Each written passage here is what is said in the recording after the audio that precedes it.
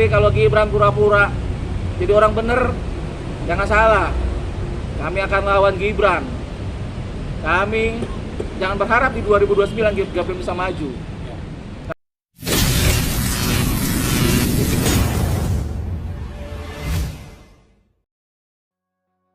Putusan Mahkamah Konstitusi pada Januari tahun 2025 lalu yang menghapus presidensial threshold 20% yang diatur dalam pasal 222 Undang-Undang Pemilu masih meninggalkan kesan negatif, karena terjadi setelah Mahkamah Konstitusi 32 kali menolak penghapusan presidensial threshold tersebut. Terlebih karena pemerintahan Prabowo Subianto masih tak bisa lepas dari bayang-bayang Presiden RI ke-7 Joko Widodo alias Jokowi yang dinilai telah merusak Indonesia serusak-rusaknya akibat kebijakan-kebijakan yang lebih pro-asing dan oligarki dibanding berpihak kepada rakyat. Bahkan pada Januari tahun 2025, di era pemerintahan Prabowo yang masih seumur jagung setelah pemerintahan Jokowi lengser pada Oktober tahun 2024, terungkap kalau laut pun dipagari dan area di sekitarnya dari pantai hingga pagar itu telah dijual karena telah disertifikatkan dalam bentuk sertifikat hak guna bangunan dan sertifikat hak milik. Padahal, laut adalah aset negara sekaligus aset publik, dan sebagaimana diatur pada pasal 33 ayat 3 Undang-Undang Dasar 1945, laut tak boleh menjadi aset perorangan ataupun korporasi. Korupsi dan penegakan hukum yang luar biasa parahnya yang terjadi di era Jokowi, pada Februari tahun 2025 atau pada bulan keempat pemerintahan Prabowo, masih terasa karena pada Januari tahun 2025 misalnya, terdakwa korupsi timah yang merugikan negara hingga 300 triliun rupiah hanya divonis 6,5 tahun penjara. Di sisi lain, status proyek strategis nasional yang diberikan Jokowi untuk proyek Tropical Coastline Pantai Indah Kapuk 2 atau PIK 2 menjadi duri dalam daging bagi pemerintahan Prabowo, karena status proyek strategis nasional untuk Tropical Coastline PIK 2 sepertinya dimanfaatkan pengembang PIK 2 yang bukan berstatus proyek strategis nasional untuk membebaskan lahan penduduk Pantai Utara atau Pantura Tangerang, Banten secara sewenang-wenang, sehingga terjadi gejolak luar biasa di Kabupaten Tangerang dan membuat Kesultanan Banten turun tangan. Prabowo pernah menyampaikan komitmennya untuk memberantas korupsi, bahkan bersumpah akan mengejar para koruptor hingga Antartika. Akan tetapi kasus korupsi timah yang hanya divonis 6,5 tahun penjara, dan juga pernyataan Prabowo akan memaafkan koruptor asal mengembalikan uang yang dikorupsinya ke negara, membuat publik meragukan komitmen tersebut. Apalagi karena Presiden Prabowo didampingi Gibran Rakabuming Raka, wakil presiden yang berstatus anak sulung Jokowi dan bisa menjadi wapres pada usia 36 tahun akibat putusan Mahkamah Konstitusi yang mengubah pasal 169 Ki Undang-Undang Pemilu yang mengatur batas usia capres-cawapres minimal 40 tahun. Padahal, Mahkamah Konstitusi tidak punya kewenangan mengubah undang-undang. Maka, wajar jika putusan Mahkamah Konstitusi menghapus presidensial threshold 20% dicurigai untuk kepentingan Gibran agar bisa nyapres pada Pilpres 2029. Terlebih karena Gibran, juga Jokowi, telah dipecat dari PDIP dan hingga kini belum jelas menjadi kader partai mana. Meski anak bungsu Jokowi, yakni Kaisang Pangarep, menjabat sebagai Ketua Umum Partai Solidaritas Indonesia atau PSI, partai ini merupakan partai kecil yang tidak punya perwakilan di DPR.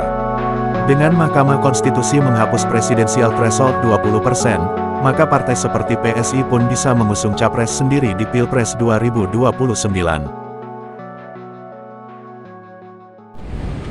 Saya cuma mau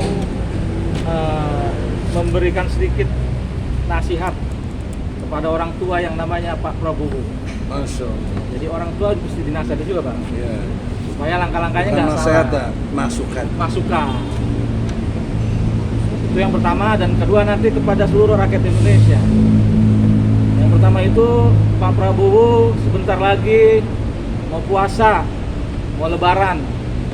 Artinya ekonomi hari ini harus segera diperbaiki Pak Prabowo. Minimal 8% seperti yang Pak Prabowo janjikan. Karena apa? Karena kondisi hari ini, rakyat hari ini sangat-sangat berat Pak Prabowo. Jangan Pak Prabowo lihat orang-orang yang di sekitar Pak Prabowo, orang-orang yang berduit, anggota dewan, tapi lihat yang di kalangan pelosok-pelosok negeri, dari ujung Aceh sampai Papua, di mana hari ini banyak rakyat menangis. Artinya rakyat menuntut secepat-cepatnya Prabowo melakukan perubahan. Prabowo harus mengambil langkah-langkah cepat. Yang pertama itu menurut saya Pak Prabowo harus tangkap Jokowi. Karena Prabowo sendiri berjanji, saya akan kejar koruptor sampai ke Antartika. Padahal koruptor itu adanya di Solo, Pak Prabowo. Di antara kita. Di antara Pak Prabowo, bukan antara kita. Bukan di Antartika. Bukan di Antartika, di antara Pak Prabowo Dan Jokowi.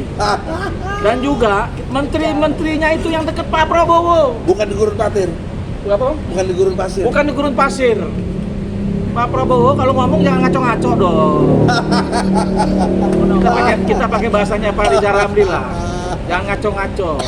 Itu orang semuanya dekat sama Pak Prabowo. Tangkap, sita harta-hartanya untuk rakyat.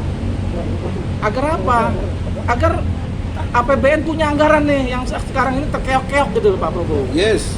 Apalagi tuh penjahat-penjahat sumber daya alam tuh, batu bara, nikel, gas, minyak, kelapa sawit.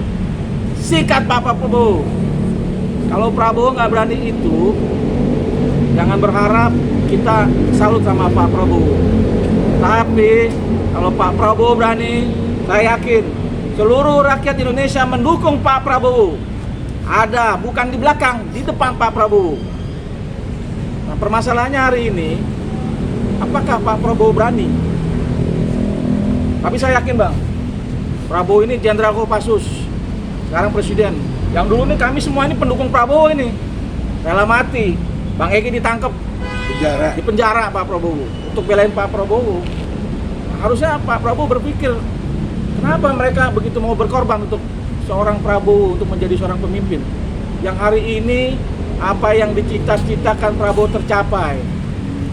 Artinya Pak Prabowo harus segera mewujudkan cita-cita pejuang Pak Prabowo dulu ini, yang walaupun bahkan ini kami agak berlawanan karena ada apa? Karena ada Fufu Papa di situ, ada Gibran yang kita tahu Gibran juga seperti bapaknya. Ijazahnya palsu. Ijazahnya palsu. Anak haram konstitusi. Artinya apa?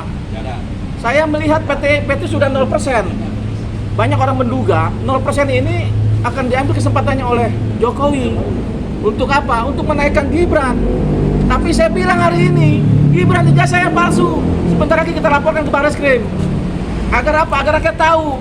Jangan sampai mau dibohong-bohongin aja Gibran dengan blusukan-blusukan yang kayak taman kanak-kanak gitu loh. Yang bisa main bola-bola sini, bola situ. Gak gitu kelasnya Mas Gibran. Belajar dulu sama saya sini.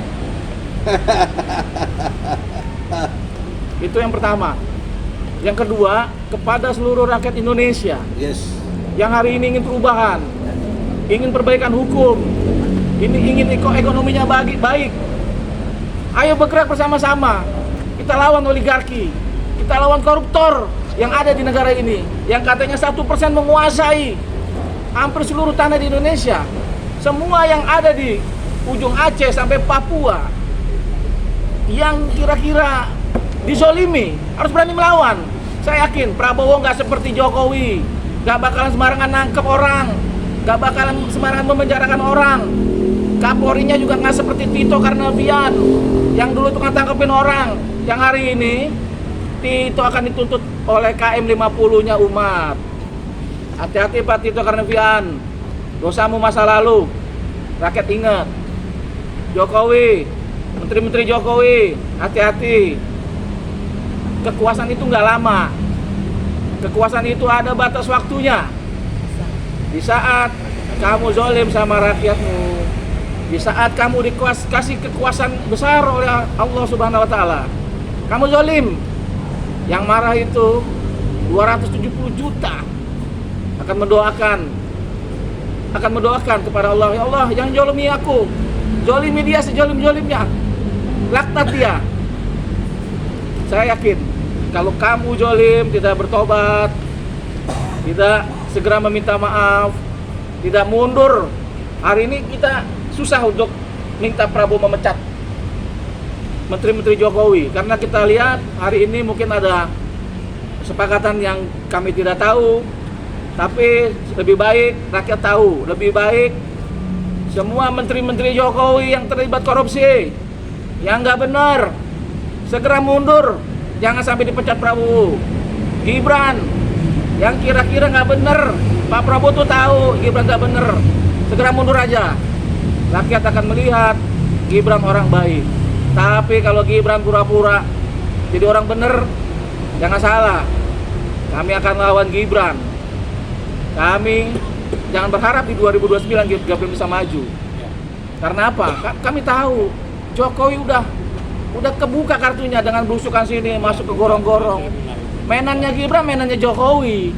Kami aktifnya di sini paham betul. Jadi lebih baik Gibran mundur, Prabowo cari wakil presiden yang hebat untuk perbaiki Indonesia. Selanjutnya Pak Prabowo, tolong tambang-tambang yang ada di Indonesia yang dikuasai oleh asing, dikuasai oleh pribadi, ambil kembali ke dalam bangsa ini, digunakan sebesar-besarnya untuk kemakmuran rakyat.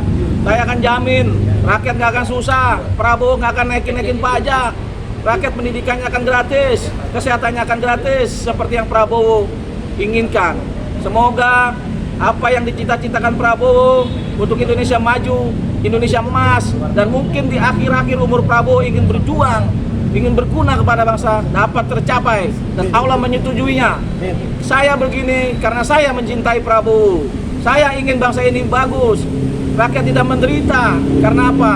Karena negara yang dititipkan kepada kita ini adalah bukan milik kita, tapi milik anak cucu kita yang harus kita jaga dan kita serahkan kepada mereka dalam kondisi yang baik, kondisi yang sejahtera, kondisi yang ekonominya bagus, yang rakyatnya maju. Ketika kita bicara seorang presiden bukan hanya 5 tahun, 10 tahun, tapi 1000 tahun ke depan Indonesia harus tetap ada dan akan lebih maju. Terima kasih. Wabillahi taufiq wal hidayah. Wassalamualaikum warahmatullahi wabarakatuh.